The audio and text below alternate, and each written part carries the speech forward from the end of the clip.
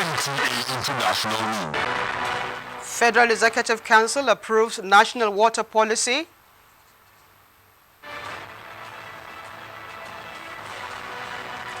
National Assembly suspends Abdul Mumini Ajibril over budget pardon allegation.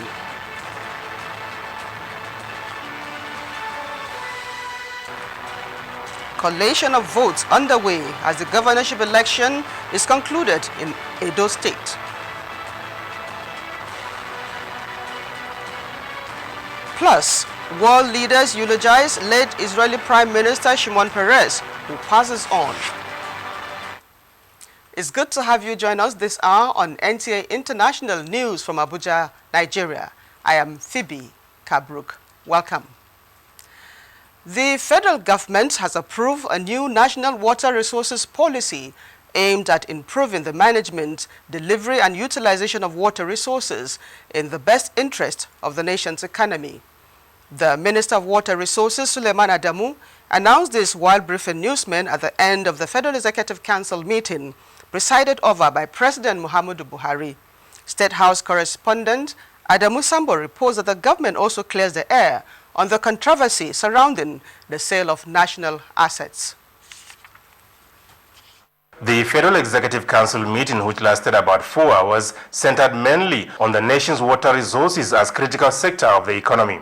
To this end, 3 memos on the National Water Policy, National Irrigation Policy, and National Water Resources Draft Bill presented by the Minister of Water Resources were all approved. Many countries have gone to war over the issue of water.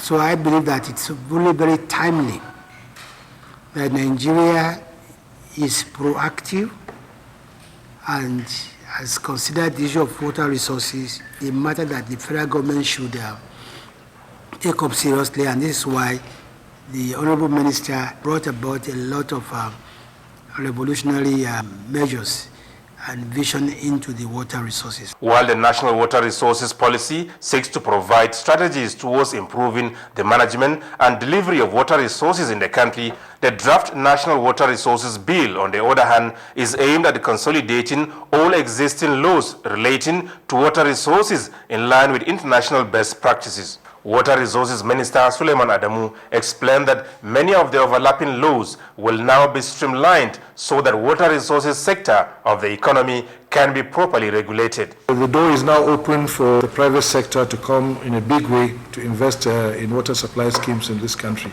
Nigeria has the potential of 3.14 million hectares of land for irrigation, out of which only 130,000 has been developed formally, and only about 70,000 is being utilized.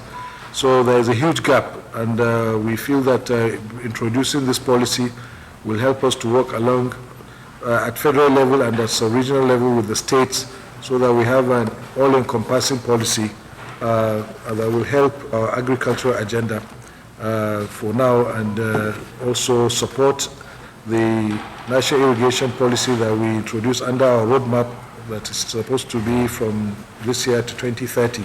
In the meantime, the Minister of Information and Culture, Lai Mohammed, has described as unnecessary the controversy surrounding what he called speculation on the sale of national assets.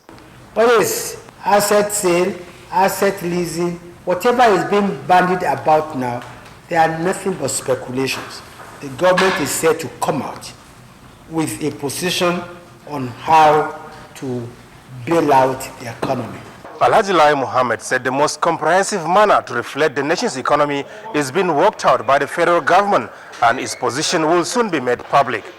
From the State House, Adamu Sambu, NTA News.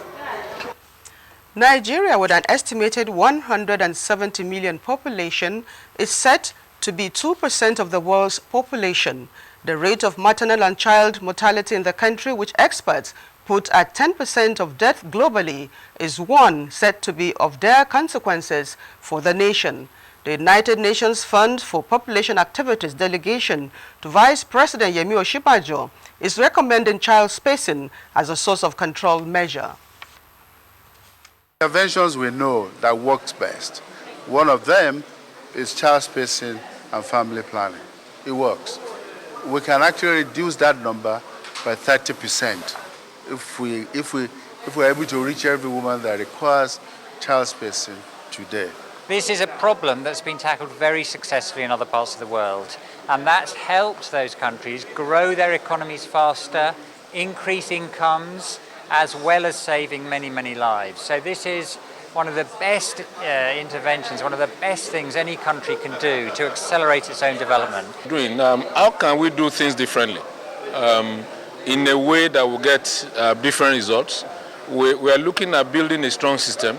We are looking at intervening at primary care level, and also looking at how can we strengthen the primary care system and also get the states involved. These are things that are lacking. We need to work with the states and to deliver results.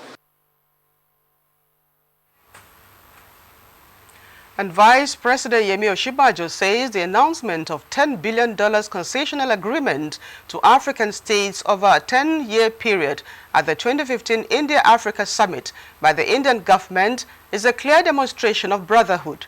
He said this at a dinner organized in honor of the visiting Indian Vice President Mohammed Ansari at the State House Banquet Hall.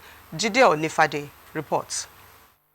Since his arrival into the country early in the week, an official visit, the Indian Vice President has engaged in a number of programs, which include a bilateral talk with Vice President Yemi Osinbajo, where discussions centered on economic relations, peace and security, and consular matters. The two vice presidents also addressed a joint Nigeria-India Business Forum, which Vice President Yemi Osinbajo at this dinner says demonstrated the tremendous opportunities that exist. Clearly ours is a brotherhood that is not only strong but has stood the test of time. Your Excellency, the future of Nigeria-India relations is very bright indeed. The challenges we face in international terrorism, giving hope and opportunity to a restless, ever-growing number of young people, and sustainable development are clearly not insurmountable. While commending the Nigerian government for the warm reception, Vice President Mohammed Hamid Ansari says all eyes are on the two countries as emerging forces of the world. As responsible nations in a changing international order, we are committed to work together to foster the ideals of equitable representation and democratization of international institutions. Relationship between two trading partners can always be an opportunity to boost development. We are a growing nation. India is more advanced in some areas, technology, and we can share technology with them.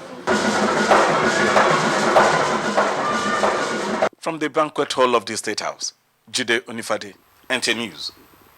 In another development, international terrorism can only be defeated by organized international action. These were the words of the Vice President of India, Mohammed Hamid Ansari, as he addressed participants of the National Defense College Course 25 on emerging security imperatives. Defense correspondent Isaac Nkuma reports. With terrorism posing the biggest threat to international peace and sovereignty of states, India's Vice President Mohammed Hamid Ansari says restructuring the international legal framework by adopting a comprehensive convention on international terrorism is the way to go. He called on nations to increase their cooperation and strengthen efforts aimed at preventing supply of arms to terrorists, their movements, as well as curb and criminalize terror financing. Management of ethnic and communal conflicts and resolving them are important areas of governance, as are the identification of threats posed by religious fundamentalism, ethnic violence, economic disparities, and deprivation. Commandant National Defense College and the Minister of Defense, who was represented, say India and Nigeria have been linked by common historical experiences and are united in the desire to conquer terror and work towards tolerance, economic development and social justice in sustaining democracy. The National Defense College has, over the years, shaped the thought processes of many generations of officers of our armed forces, as well as the civil service. and has also fostered a culture of strategic thinking amongst our policymakers. This lecture is therefore vital, not only to this institution, but to our nations. I believe it will provide an important opportunity to take stock of the security challenges in the world and how it affects our current relationship. In the meantime, Vice President Ansari says India is willing to share expertise and methodologies with interested countries on information communication technology for economic and security gains.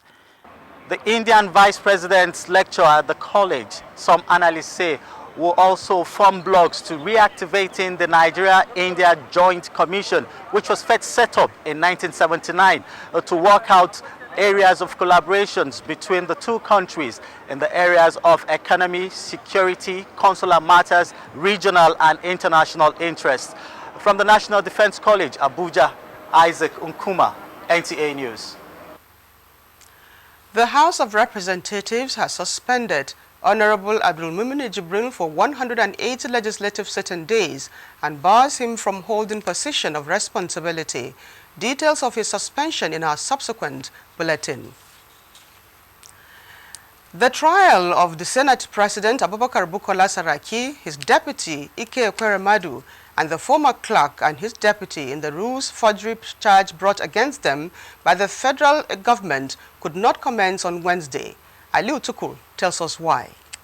The Senate President, his deputy and two others are standing trial on two-count charge bordering on alleged criminal conspiracy and forgery of the Senate Standing Rule 2015 since June this year, which they all pleaded not guilty to.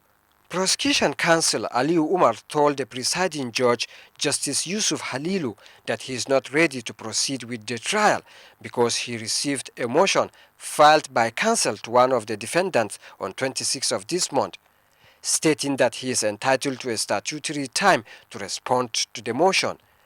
Umar, who led the government legal team, informed the court that the Office of the Attorney General of the Federation and Minister of Justice has not handed over the case files to him yet.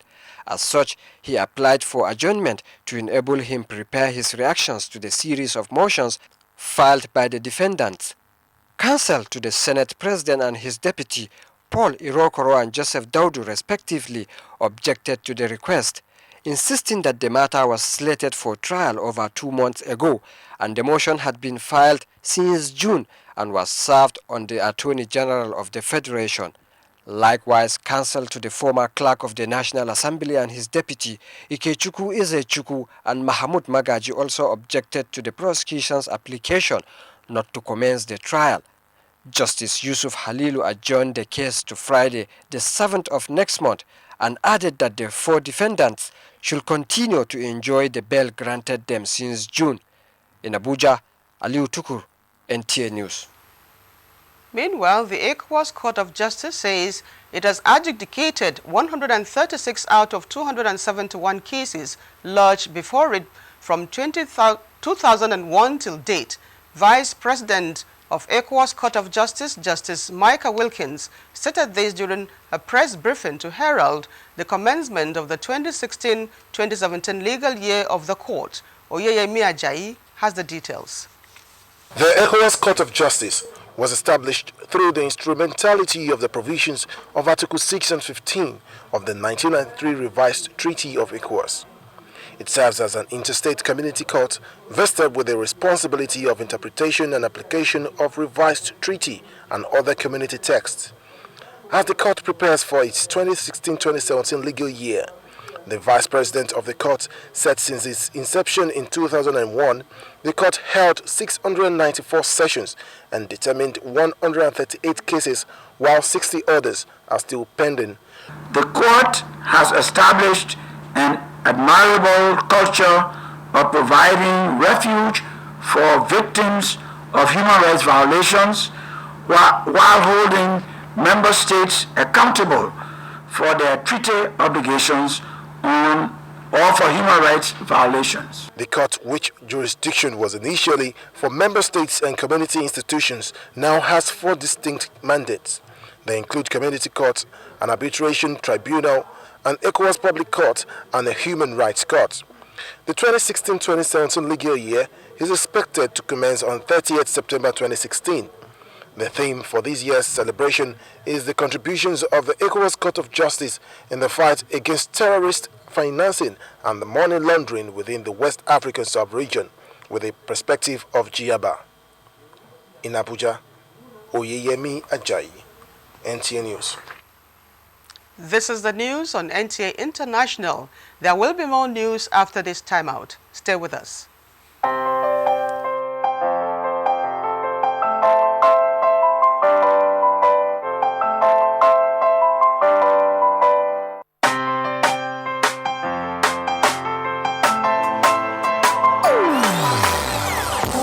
Hear the call of change. Stand up, Nigeria. Change is here and it's going to stay. Change begins with you. Oh yeah, make we go. What's it so let it change begin from within. Look at you, oh the ruler. Change begins with you and me. Change begins with me. Change begins with me.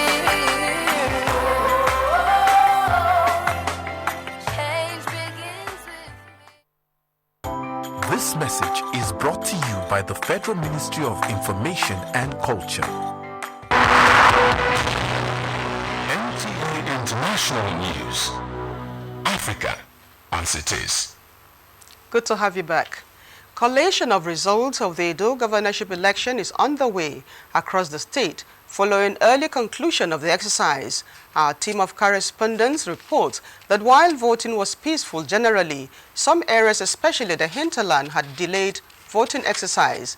The turnout of voters in all the polling units was large, with peaceful conduct of election recorded in all the 18 local government areas of Edo State.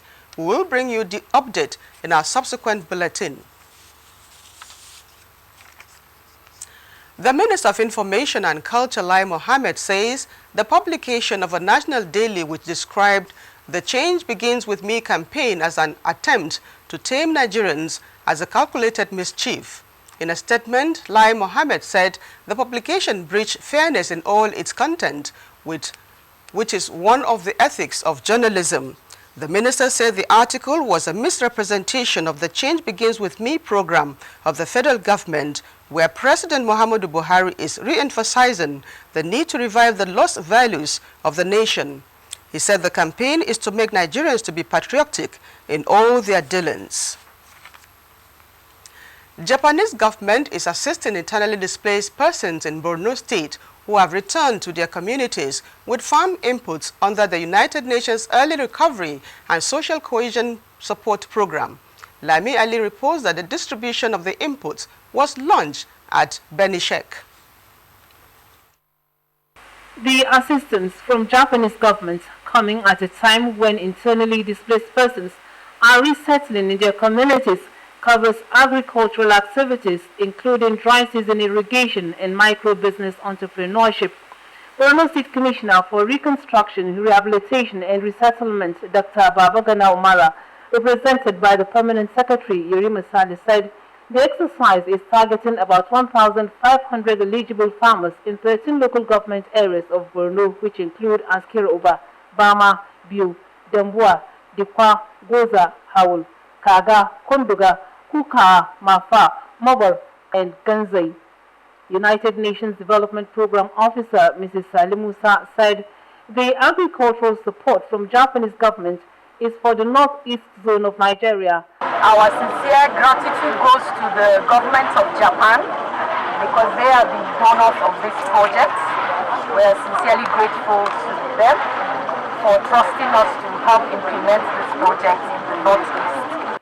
Similar distribution was carried out in Kunduga, where returnee IDPs received farm inputs like seeds, pesticides, fertilizer, and sprayer. Sami Ali, NTA News. And next is business news with Olain Kaujo. Welcome to Business News. The Minister of Budget and National Planning, Senator Udoma says Nigeria was reduced from $26.51 billion in the second quarter of 2016 to $24.74 billion in September. The minister noted that Nigeria has revenue and foreign currency concentration problems, saying diversification is the only solution. He further pointed that due to 4 strategic pipeline terminals that were blown up, Nigeria had been unable to achieve its 2016 budget production target of 2.2 million barrels per day. Greek Prime Minister Alexis Tsipras said on Wednesday he expected a positive outcome to discussion on debt relief for the country this year. Greece's debt pile corresponds to 176% of its national output. Lenders have promised to look at how Greece's debt mounting can be sustainable. A check at closing figures on the floor of Wednesday equities markets.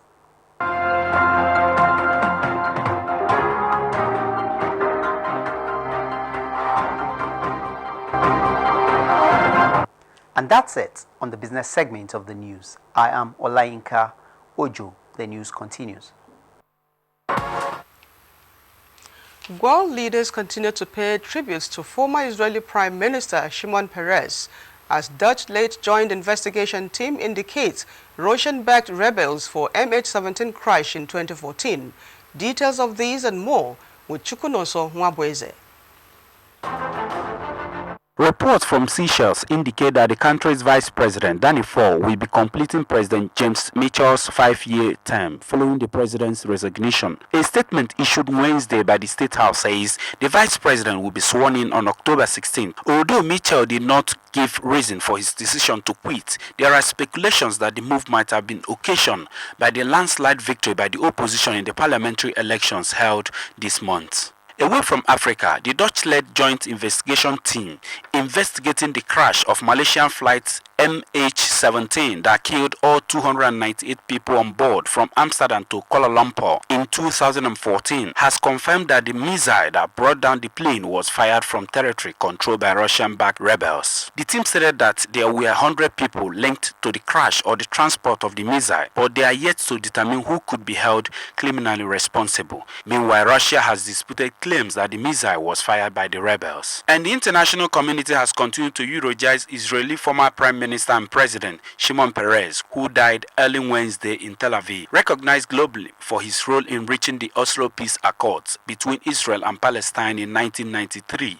He was awarded the Nobel Peace Prize alongside Israeli former Prime Minister Yitzhak Rabin and former Palestinian leader Yasser Arafat in 1994. Peres served 2 terms as Prime Minister and later became President in June 2007 before stepping down in 2014. The former leader will be buried on Friday with many world leaders expected to attend. Chukwunoso Nwabweze, NTA News.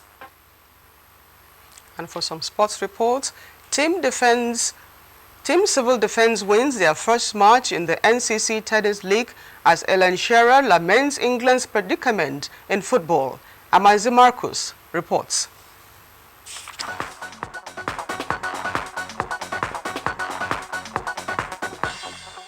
The Court of Appeal has denied a recent news report to the effect that East Jos Division has granted Chris Giwa a stay of execution pending the judgment of the Supreme Court on the NFF leadership tussle, while affirming that a motion for such a prayer was indeed filed before Eaton Jos. The court stressed that it has not sat over the application, not to talk of granting East prayers. The kept any reports to the contrary as mischievous. Team Civil Defense of Kaduna defeated debutants Team Hope of Asaba 6-1 over 2 days in one of the Week 3 matches of the Nigerian Communications Commission Tennis League. Team Civil Defense, which placed second in the 2015 edition of the league, recovered from their first match when Ikechukwu Iloputa of Team Hope beat former national champion Shehu Lawal 6-2, 4-6, 7-6 in the men's singles. Another former national champion Babalola Abdulmumin leveled scores for Team Civil Defense with a 6-1 6-love victory over Paul Emmanuel of Team Hope. Civil Defense won the remaining 5 matches away in Asaba to sound a note of warning of their intention of winning the first position in 2016. I'm so happy, very much happy. This is the match are expecting so far. Coming down to Delta and grab the first win here, it's a thing of joy to Team Civil Defense. No, SCC has really brought great development in tennis, and we are grateful because from now to the end of the year, we'll be participating on and off, home and away. It affords us the opportunity of growing tennis competition and taking it around the country. Former England international Alan Shearer is lamenting that England